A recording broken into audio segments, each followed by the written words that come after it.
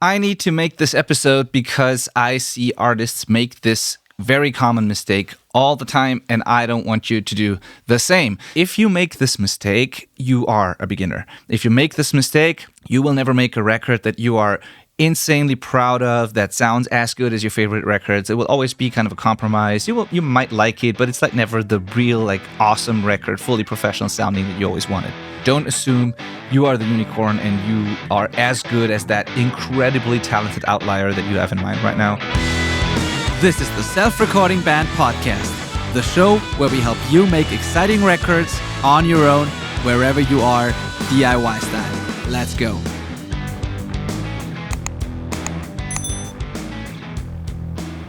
I need to make this episode because I see artists make this very common mistake all the time, and I don't want you to do the same. If you do, you're going to be self-sabotaging, you're going to be hurting your band, hurting your career, if a career is what you want as a musician. So I just need to talk about it. I see it all the time. Yeah, it's going to be a short one, but a very important one. So if you're new to the show, my name is Benediktine. I'm a mixing engineer. I run a mixing studio called Outback Recordings. We mix about 300 songs per year at the moment, and we've been doing that for the past 15 years, a little more than that. I used to do full production, then I transitioned into mixing only, and then I also started the selfrecordingband.com, which is a coaching platform that hosts this podcast, and we also do one-on-one coaching, group coaching, and audio education for self-recording artists. So if you're new, hello, welcome. If you want to make great sounding records from your jam spaces and home studios, you're in the right place. And if you're already a listener, welcome back. This is an episode that all of you need to hear, and sometimes we need to be reminded more than we need to be taught. I love this saying, and it's so true. So yeah, let's dive into this. I'm not here with my fantastic co-host today, by the way. I'm doing this on my own. It's a quick little solo episode after a week of vacation. And so here we are. The mistake I want to talk about today, I call this a rookie mistake because it is typical for inexperienced bands and artists. And that includes the ones with decades of music experience that have never made or released like a record, quote unquote, properly. So some of you will say, well, I'm not a beginner, I make music for 30 years. Yeah, but if you make this mistake, you are a beginner. Not in the sense that you just started making music. You might be a great musician. You might have been doing so for decades.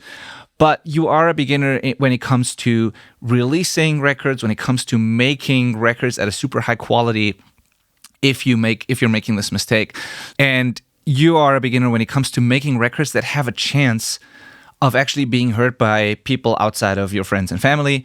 Or if you want to make records that, when it comes to making records that are so good that you're going to be proud of them forever, and that they could be played back to back with your favorite songs from like big bands, and they will just sound fine in a playlist like that. Like if you've never done those things, you are a beginner when it comes to those things. And if you're making this mistake that I'm going to be talking about today, for as long as as you keep making this mistake, these things that I just mentioned will just never happen to you and your music, right? You will never make a record that is as good as the records that you love from other artists. You'll never make a record that is good enough to, quote unquote, compete with what's out there today. I don't really like that term because music is not a competition to me. But still, the bar is very high in terms of quality. And, if you want your music to have a chance, in today's music landscape, then you just can't afford to make this mistake. And even if it's just for yourself and you're not after fame or streaming numbers or record sales or deals or whatever, even in that case, if you make this mistake, you will never make a record that you are insanely proud of, that sounds as good as your favorite records. It will always be kind of a compromise. You might like it, but it's like never the real, like, awesome record, fully professional sounding that you always wanted. So here we go. I'm going to explain to you now what this mistake actually is. And I'm going to just give you an example of a message that I get all the time, and then I'm going to dissect it. So bands or artists will contact me either with at our mixing studio or here at the Self-Recording Band when it comes to our coaching and mentoring that we do. They'll contact me and they'll say, we have an album, or even worse, we have 50 songs that we want to record, and all of them are fantastic, and we'd like to get it done in the next month or two. And we want them to sound like XYZ, insert favorite band. And we want to build a fan base for ourselves, ideally turn this into a career.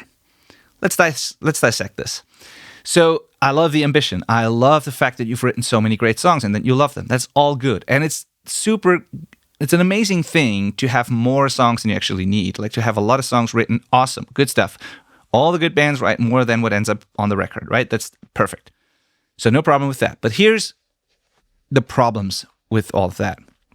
First of all, if you have 50 songs or if you have a record written, are all of these songs really that good? Like, did you already go through the process of like filtering out the ones that are not really exceptionally good? Did you have someone, that, listened to those songs and gave you feedback? Did you co-write with someone? Do you really know that those songs are as good as they can be? Are you really honestly proud of them? Are all of them equally great? Or are there maybe a handful of songs that stand out that are really, really good or really important to you? And maybe there are a couple of fillers. So just think about if all of those 50 songs or 100 or 20 or 10 or whatever you have, if all of those are really, really fantastic, or if there should be some kind of audit that you should do. There should be some kind of audit process where you go through it and filter out the ones that maybe are not as good. So that's the first thing. Then the next thing is the timeline. Do you really need to make all of these songs in the next month or 2 months or 3 months or even 6 months? Why does that need to happen? Is the world waiting for that record? Is there a label deadline? Is there someone, with forcing you to finish that by the time? Or why do you need to make that happen that fast? Do you have an idea of how long it takes if you go to a studio and you hire professionals to make a record? How much time they spend on those songs? Do you know that if you go to a professional studio and you don't learn it all yourself, you just hire someone, that it takes 2 days to do one song, that it takes at least 2 weeks, 3 weeks, 4 weeks to make a full record, just the tracking, and then there's the mixing? Do you know that your favorite bands, the really big records, that they probably took months to do it? So just think about those things. And that doesn't include the whole pre-production process and the writing and filtering out the songs and choosing the ones for the record. That's already done. Just the production of the final songs takes weeks or months, on a professional record. And those are the records that you want to compete with, that you want to be as good as those, right? So, and they are being done by professionals with experience that can work very fast and effective. So just think about all of that. Why the timeline? I get it that deadlines help. There's accountability. There is, it helps to have a deadline and to make a plan. I always actually teach people to do that because that will make sure you actually finish the project, but make it realistic, make it achievable, challenging, but achievable.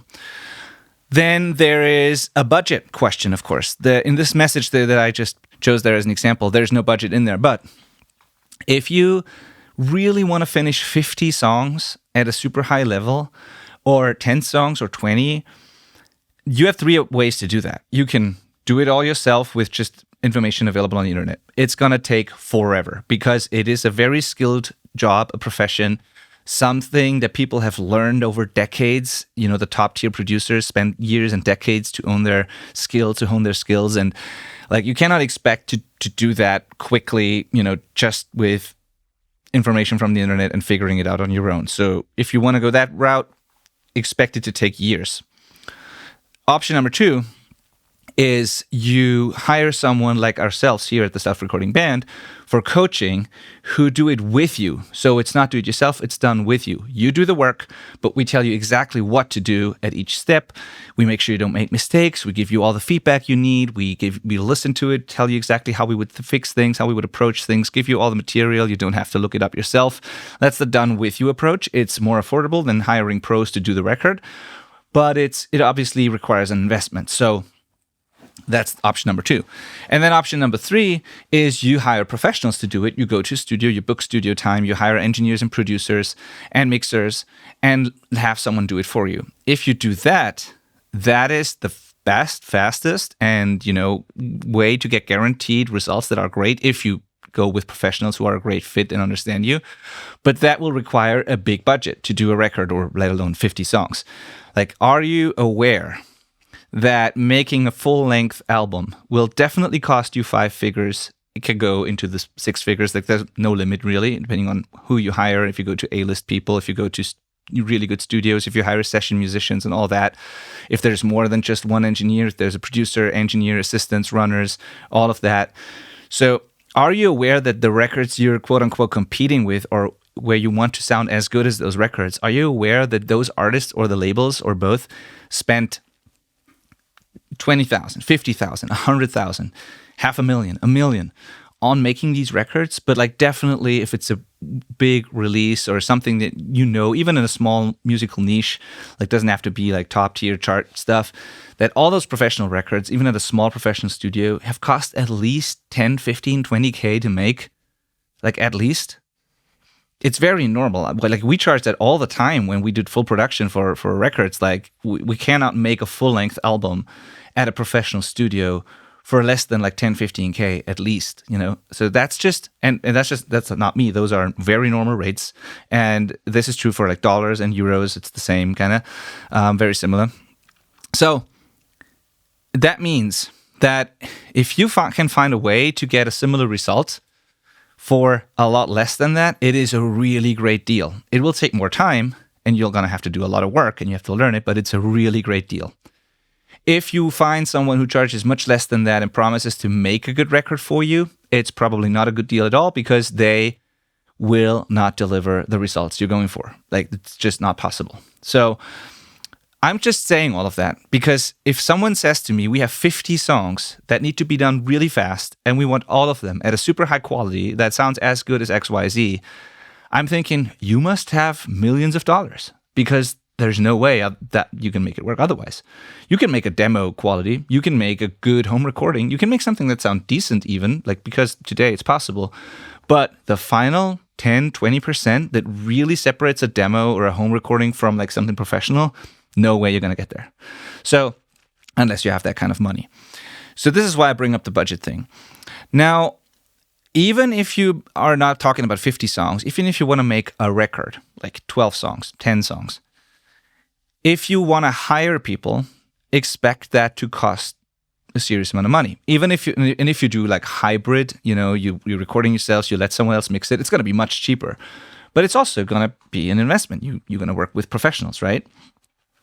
So it is much more realistic to do 10 songs than compared to 50. But even then, if you are like many DIY artists, many unsigned hobbyists, I don't know if, like, chances are that even 5,000 or 10,000 euros or dollars is a lot of money for you, and you are not sure if you really want to invest that kind of money into making your record. And so in those cases, I'd say, why the timeline and why the full record? I totally get it that you like records. I like records too. The format, you know, the art, the piece of art.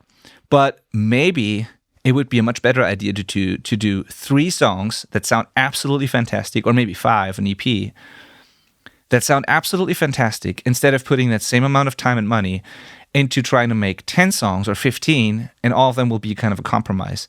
Maybe 5 out of those songs are the best ones anyways, and much better than the rest, and maybe it's worth focusing on those. And then if those are successful, and if you have proof of concept and you actually do the promo work, because that's another thing, you got to do promotion, you got to be proactive about marketing, you got to learn all that stuff, or you got to find people who help you with that.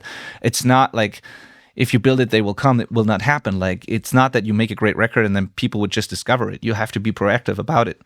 So, but if all of that is true and it works, and you put in the effort and you have 5 amazing sounding songs and you actually start building a fan base with those, and all of that works, then you'll have the resources to do the rest and make the full record. So why not do that instead of doing the record just because, or because you like the format of a record, and then make it all a big compromise that nobody will ever listen to or care about, or that you will not be happy about, you know, because it's not really that good and you know it. So the whole beginner mistake that I'm outlining here is just wanting way too much with completely unrealistic expectations, instead of just being like, we can do 3 songs really, really well if we give ourselves 6 months time, a little bit of a budget, someone who can like either do it for us, do it with us, guide us through the process, but we don't just figure it out on our own. We just pick a professional that understands us. We make a plan together. We implement the plan. We give us the time it needs. We put a serious, like realistic, small budget behind it. And then we have a few amazing sounding songs, and then we'll see where that will take us. And then if we have the resources, we can do more. If we go the coaching route and like the done with you route, sort of, we will have the skills so we can do it over and over again, which makes it an even better investment, because then after like half a year of working on those 3 songs, you'll have learned so much if you put in the work that you can then rinse and repeat and do all the rest of the songs forever and ever and ever and just get better and better each time. And you don't have to spend the money again in the future. So the more you make in the future, the better the investment becomes. So just think about that. It's really quality over quantity. The bar is really high today. You cannot expect a demo-ish, hobbyist-sounding album to do anything for your band unless the songs are really, really exceptional. Like, of course, there's always the exception where someone makes a shitty-sounding demo, but the songs are so amazing that they just spread like wildfire and someone discovers them and whatever. But, like, I would never assume to be a unicorn. I would never assume to, like, have that kind of lottery ticket, and it's just very unlikely that it's going to happen. The bar is high.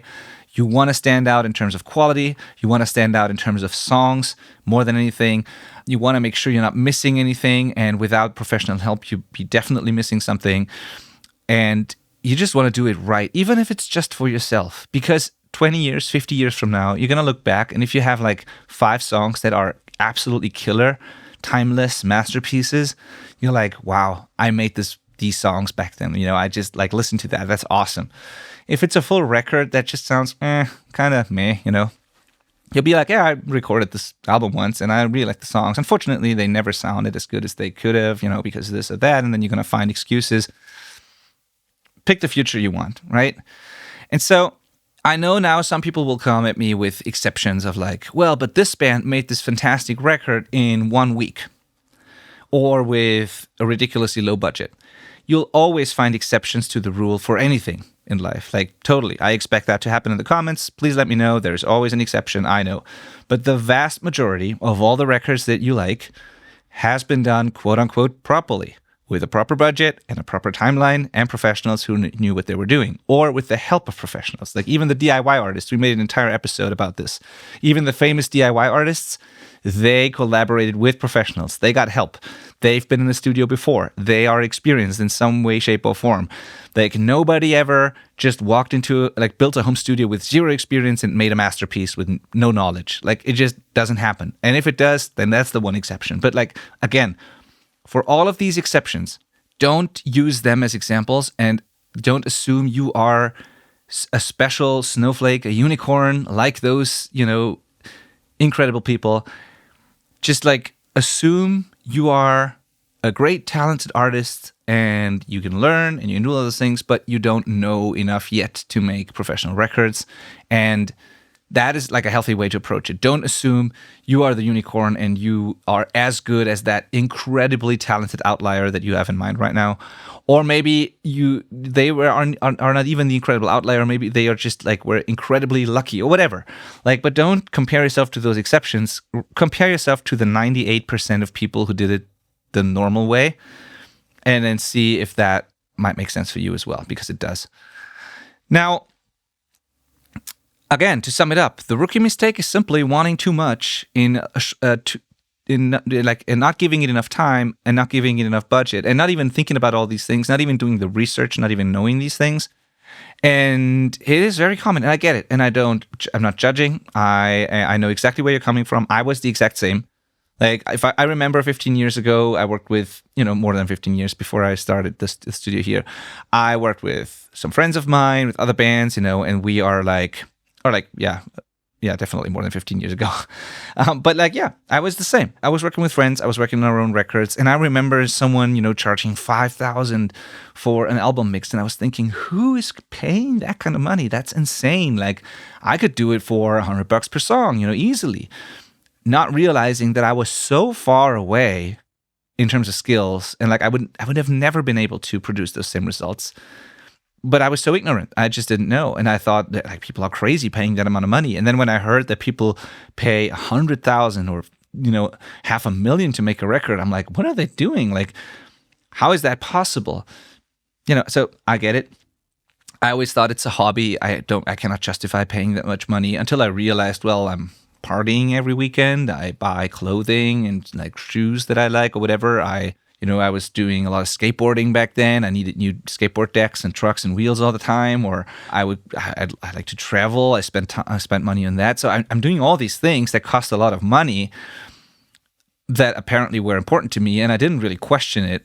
But when it came to music, what was really important to me, I was like, oh, I don't want to spend that. It's not worth it. And then I just thought, okay, well, maybe it's a matter of priorities, and I kind of, decide here a little bit and save money on other things so I can do more music. Or if I really don't want to spend the money, give it more time. Put in the hours, learn it, which is what I did. I put in years to get good. I stopped everything else in my life. I stopped going to college. I did like very risky things.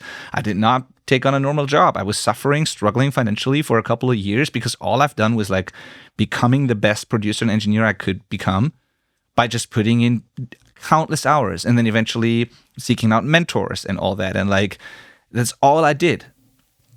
But yeah, that goes too far. I'm just saying, don't make the beginner mistake of wanting to make an entire record when there are really just 3, 4, 5 songs that are worth producing right now because they're the best. That is a much better thing to do. Maybe don't say, I would need it to be done in the next 4 weeks, because why? Just like give it 6 months, give it 3 months, give it a year, whatever you can to make it really good and do less but better. So yeah, I'm repeating myself. That's just what I want to tell you because I see it all the time. And we've now worked with hundreds of artists from all over the world, both at the mixing studio, but then also in the coaching. And all the ones that are successful, who made really great sounding records that they're really proud of, or who ended up getting a record deal or, turned it into some kind of career, all of them, with no exception, have made a couple of songs, maybe a record in a year's time or something. But that's it. And really focused on that, and then went on to the next songs and the next projects. But they all started with a reasonable timeline, a reasonable budget. And honestly, we don't even work with people who don't have those kinds of expectations. If you apply for working with us and you tell me like a message like that, and then you're not open to the idea of doing less but better, I'm not going to work with you because I know you will be disappointed. I cannot give you those results, not as a coach and not as a mixer. And so I just see in our coaching program, all the successful students in there, they all do the same thing. All the mixing, the artists that we're mixing for, they all do the same thing. And on average, this is why we also have our guarantee for the coaching. On average, it takes 6 months for people to make something truly exceptional that they absolutely love and where they feel confident about their skills when they work with us in the coaching program. So that's why we guarantee that after 6 months, everyone will have at least one fully produced release-ready song out there if they put in the work. Most of them have more than one, like they have 2, 3, 4, 5. But one at least is what we guarantee. And if you don't get that result, but you still put in the work and you do everything we say, then we will keep working with you for free until you do. That's our guarantee. Because every single one of the people we work with has done that in 6 months. And so we are happy to guarantee that. And the ones who stayed with us for 12 months, or some of them are in their 3rd or 4th year now of coaching, they've made many EPs, many singles. They started working with other artists. Some of them turned it into their full-time career. Some of them finally finished the full-length record that they've been working on for 10 years. So we have a lot of people that are with us for a longer time now, but like 6 months is what I recommend for most people. Unless you are already really experienced and you only want to do a song or two, then it might make sense to just do 2 or 3 months. But for most people, to really learn all the skills you need, to really dive deep into this, and only the stuff you really need for your music, of course, to really get confident, to really get the results, to put in the practice and all of that without going crazy because you probably have a day job and other things in your life. So, it's got to fit your schedule.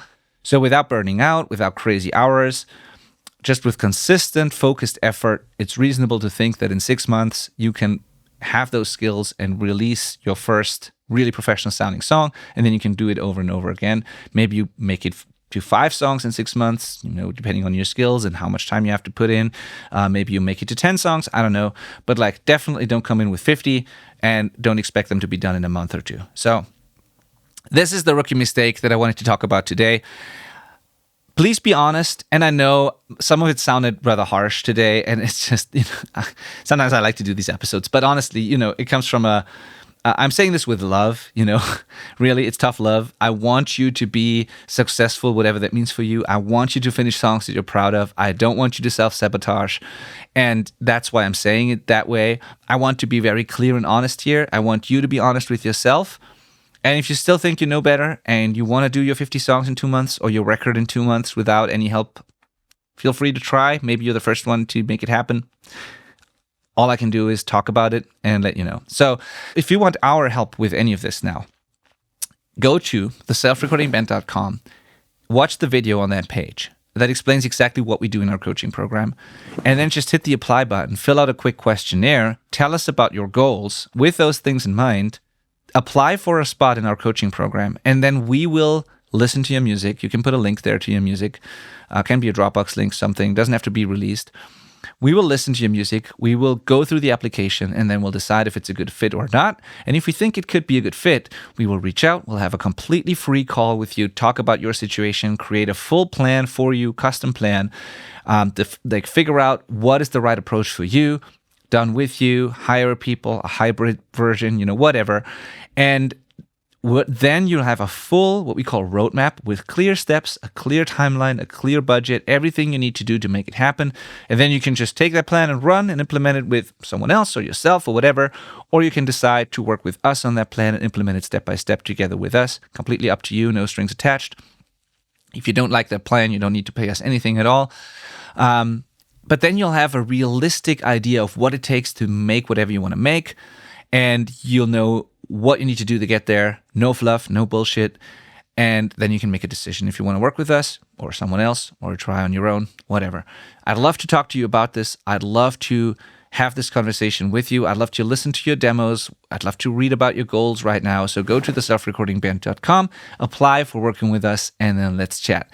And if you completely disagree with everything I just said in this podcast episode or video, if you're watching this on YouTube, please comment below and let me know. I'm happy to read all the comments. I know that some of you are going to leave very hateful, negative comments because it's always the case when we do episodes like that.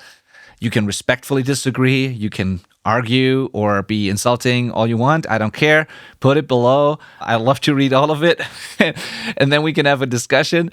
But please, if you do that, if you leave hate comments, negative comments, consider that those examples that you have in mind or those arguments, that whatever you come up with, are probably the exception and not the rule. And if you can prove me wrong, I'm all about changing my mind. And if you can show me that most people do it for less in less time and it all works, I'm completely rethinking my entire career and our business model here and everything we do and our offers. So yeah, just let me know. Happy to have a conversation. All right. Thank you so much for watching this. Thank you for trusting us and coming back to this podcast over and over again. We really appreciate that. Thank you for the positive comments that we get all the time. I really love reading those. It inspires us. It is good to read that we are actually helpful to people. And I'd love to see you inside of our coaching program, the Self-Recording Syndicate, at some point, and make, a case study episode with you. We have done many of those on the podcast. You can be one of them. So yeah, go to theselfrecordingband.com, apply for working with us. Have a great day. See you next week. Bye-bye.